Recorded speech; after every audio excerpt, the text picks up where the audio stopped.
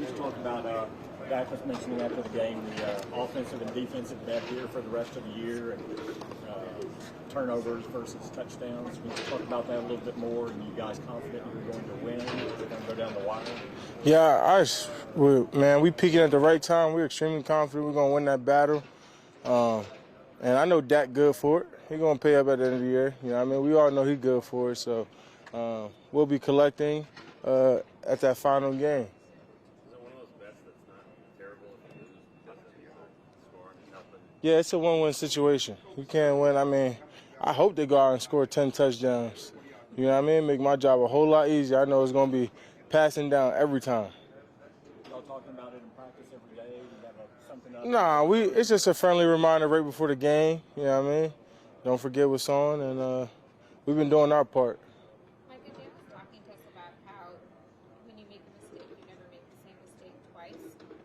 Where does that football IQ and instinct come from, or where can you trace that ability to? I just know, I mean, just as a competitor, people target your weaknesses. So I always try to make sure, like, no matter what I do, and I try and tell George and Q all the time, I was like, I won't make the same mistake twice. I never do, because once you're known for something, you're always known for it. So I try to just be known for playing pretty much perfect if I can. So I really just say the dedication and the grind and the hunger to, you know, just wanting to be better at everything I do. Do you remember the last time you made the same mistake twice?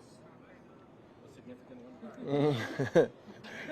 Shoot, probably when I didn't want to bring my report card home. Somewhere around there, around 6th, 7th grade. You know what I mean? I thought you could study for the test the day before and get the A. See, I didn't start dedicating myself until I found out about the NCAA eligibility and, you know, all that crazy stuff. You know, everyone in middle school, I mean, unless, like, your parents was, like, crazy strict. I wouldn't advise no one to do that now because I ain't know better, but, I mean, I wasn't, like, crazy big on school. I played sports, you know. But it grew on me, and I realized the importance of it, and I think that's what matters now. Micah, how strange is it to prepare for the second game?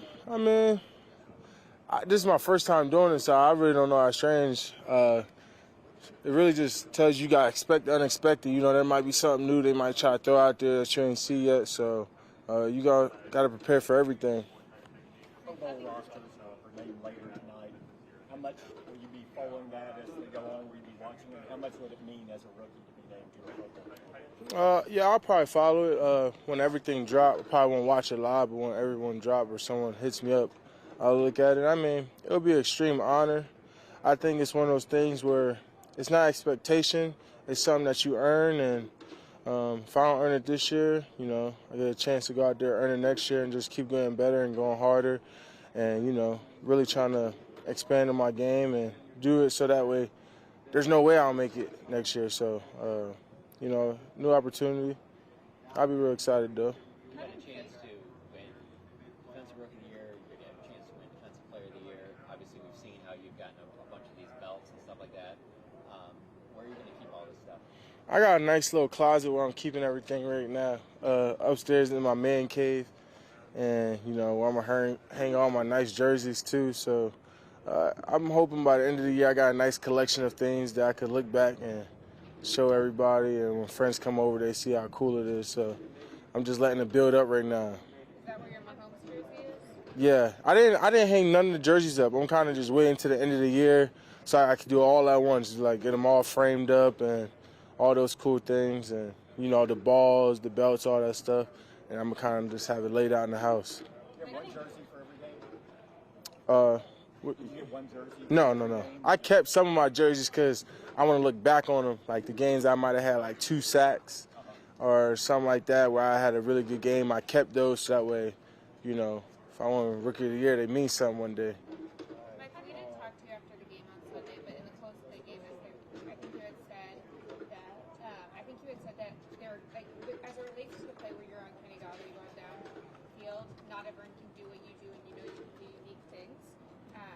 I feel like if someone didn't know you, they might say, "Oh, he seems really confident saying, I don't think I can do it." But we've seen the way you back that up with your work. How have you gone about balancing your confidence with saying, "Okay, I believe I can do it, but I'm still I just try to stay extremely humble, you know. I never forget where, like, I came from. But also, I don't go out and try to say I'm better than this person, I'm better than that person. I think we in the NFL, I believe everyone's a great player.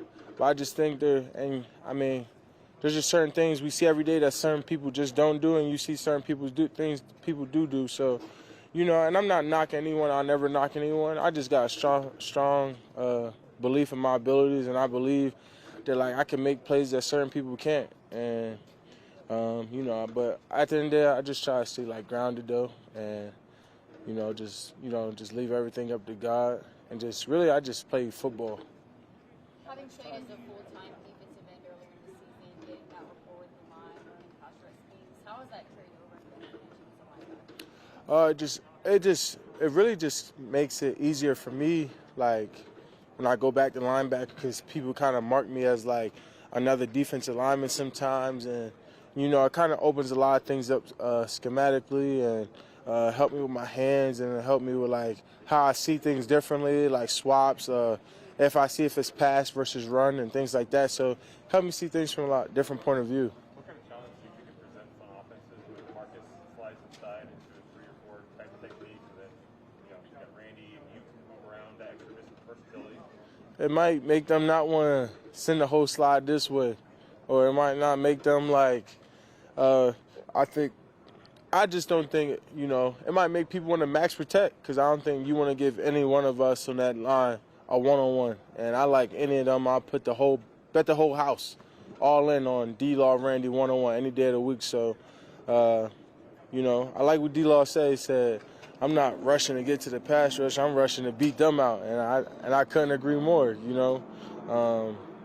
kind of got, like, friendly bets, like, friendly, like, no money on it, but just like, man, like, I don't know, make sure I'm a little bit better than you, So, and it just keeps the competitive friendliness going, and it keeps that, that strive to want to be better than the other players going. So I kind of like it, and it keeps that push for each other, It makes me not want to get comfortable, because I know D-Law ran on my back, Randy, even Neville back. It's been great having Nev back. So I love that friendly push that we all have. Randy was saying last week that D-Law got pissed because he thought he had a sack against Washington and you got to him first.